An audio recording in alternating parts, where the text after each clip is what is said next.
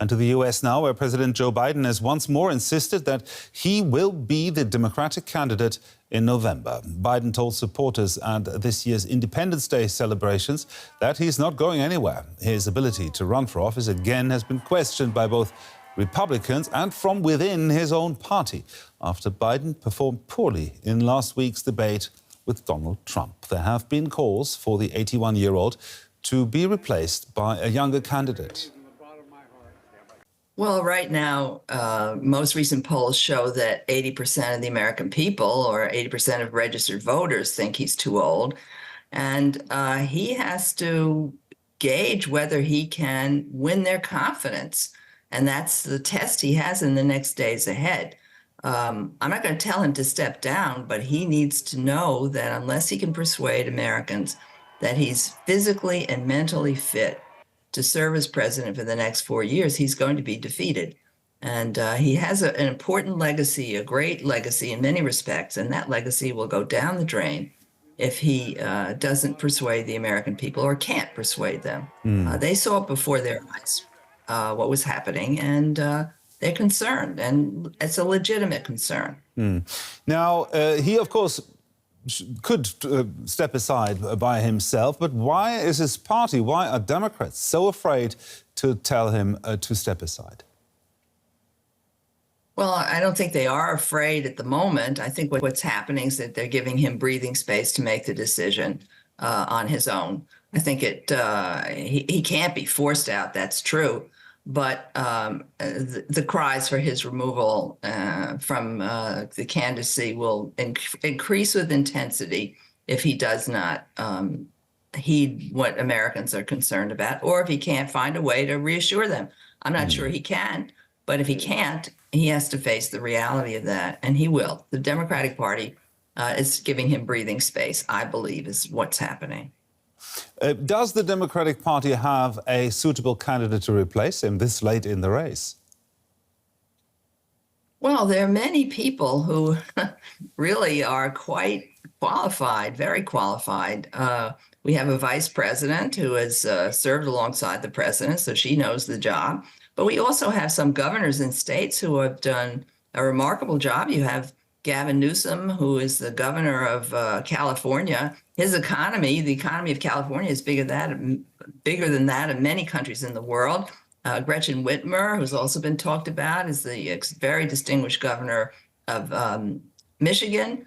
She's very experienced. You have other governors of other states, Illinois and so forth, that could easily step into this position. It's not going to be easy. It probably would have been a much better decision for Joe Biden to have decided not to run at all, which would have given time for other candidates to make their argument to the American people and to Democrats.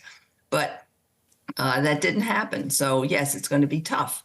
But I think actually, given the situation that we have, if he cannot persuade the American people that he has the mental and physical capacity to run, then then we can have new candidates, new Democratic candidates who will energize the picture, energize the voters, and I think can defeat Trump.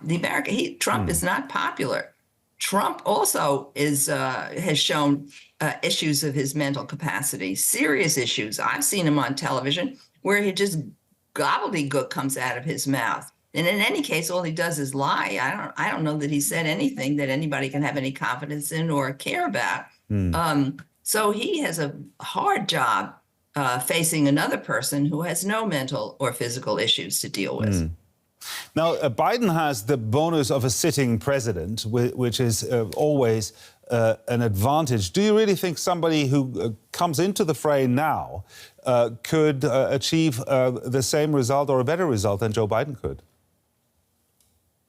Yes, I do.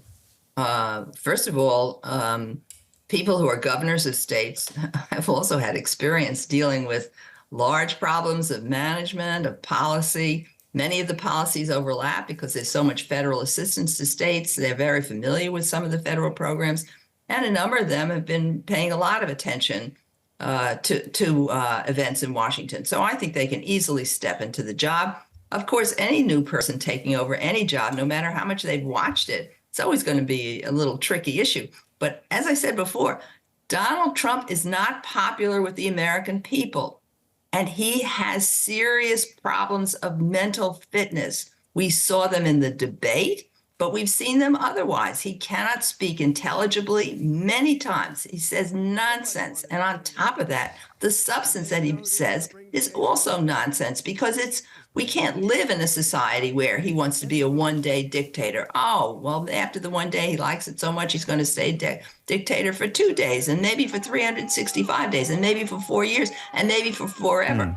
That's the kind of lack of intelligibility that the American people, I hope, will shudder at and will reject. And if we don't have a candidate who's got the issues of mental and physical capacity standing in the way, and people can look just at Donald Trump, the American people could look at Trump, I think he'll be defeated. And I think he'll be defeated by a large margin.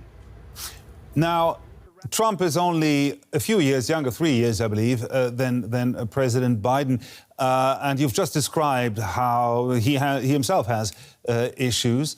Do you think it's time there should be an age limit for the presidency of the United States? Well, I'm not the person to talk about that, because I'm 82 years old, and I think I'm pretty fit, although I don't know that I can handle all the physical and issues of being president. But because it's long hours and lots of hard work all the time. No release, no time off, no day off, no nothing. But I don't think that's really the issue. I think that we've had a flawed process here. And part of the problem is with the Republican Party, which has totally given up its stature and standing as an independent party, has become a cult. The Republican Party now follows what Donald Trump says. You know the phrase in your country. You're not even allowed to say it anymore. But it's really the adoration of a dictator. And he's a cult figure. He's no longer an actual human being who is fallible, who can make a mistake. Donald Trump can't make any mistake when it comes to his followers.